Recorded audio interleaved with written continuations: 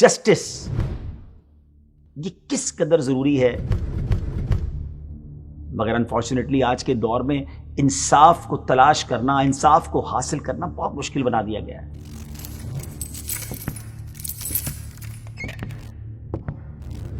لیکن سبحان اللہ، اسلام انصاف کو جس پیارے انداز میں بیان کرتا ہے، اور ہمارے بزرگان دین، ہمارے اسلاف نے جو انصاف کی مثالیں قائم کی ہیں، آج بھی تاریخ کی کتابوں میں وہ سنہرے حروف سے لکھی ہوئی ملتی ہیں۔ آئیے آپ کو حضرت عمر فاروق رضی اللہ تعالیٰ عنہ کے دور کا ایک شاندار واقعہ سناتے ہیں۔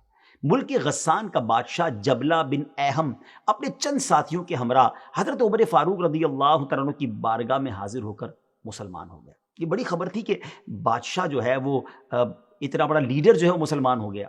ملک غسان کے بارے میں بھی کچھ سن لیجئے کہ غسان ایک چشمے کا نام ہے جہاں عزت قبیلے کے لوگ اترے تھے، اور اس سے منسوب ہو کر غسانی کہلائے۔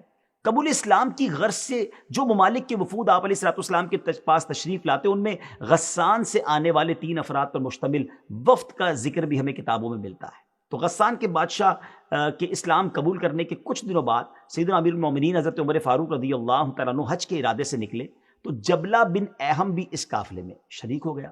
مکہ مکرمہ پہنچنے کے بعد ایک دن دوران طواف کسی دیہاتی غریب مسلمان کا پاؤں اس کی چادر پر پڑ گیا، تو چادر کاندھے سے اتر گئی۔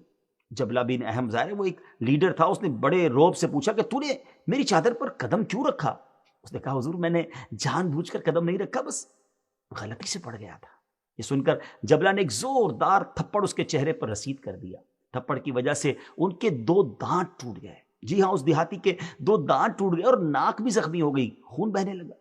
یہ دیہاتی مسلمان حضرت عمر فاروق رضی اللہ تعالیٰ عنہ کی بارگاہ میں حاضر ہوا، اور جو سلوک ہوا اس کے ساتھ، جو ناانصافی ہوئی، اس کی شکایت کی۔ اب ایک طرف لیڈر آف دیٹ پرٹیکولر جو قبیلہ ہے، اس کا ٹرائب کا لیڈر ہے، اور ایک طرف ایک غریب دیہاتی مسلمان ہے، مگر عدالت کس کی ہے؟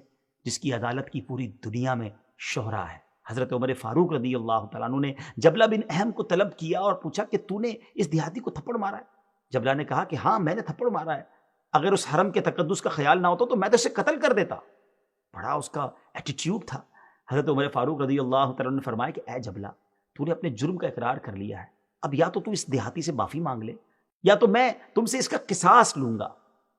قصاص سے مراد کیا ہوتا ہے کہ پھر اب وہ دیہاتی گویا تھپڑ مارے۔ جبلہ نے حیران ہو کر کہا کہ کیا آپ اس غریب دیہاتی کی وجہ سے مجھ سے، بادشاہ سے قصاص لیں گے؟ یعنی کیا یہ دیہاتی مجھے تھپڑ مارے گا؟ حضرت عمر فاروق رضی اللہ تعالیٰ عنہ نے کیا فرمایا؟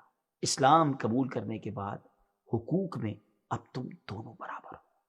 ناظرین، یہ ہے اسلام۔ امیر ہو یا غریب، امیر کا انصاف الگ اور غریب کا انصاف الگ نہیں ہوتا۔ اسلام میں سب برابر ہوتے ہیں۔ کاش ہمارے اسلاف، ہمارے صاحب اقتدار ہمارے یہاں بھی انصاف کو ایسا آسان کر دیں۔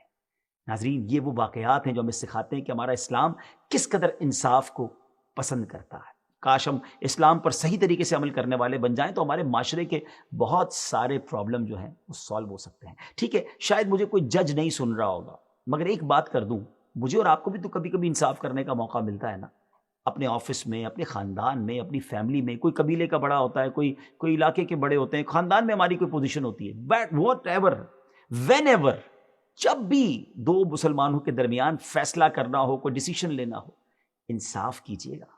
یہ میرے محلے کا ہے، میرے خاندان کا ہے، میرا گرائی ہے، میرا جاننے والا ہے، میں اس کی فیور کر دوں، یہ نہیں ہونا چاہیے۔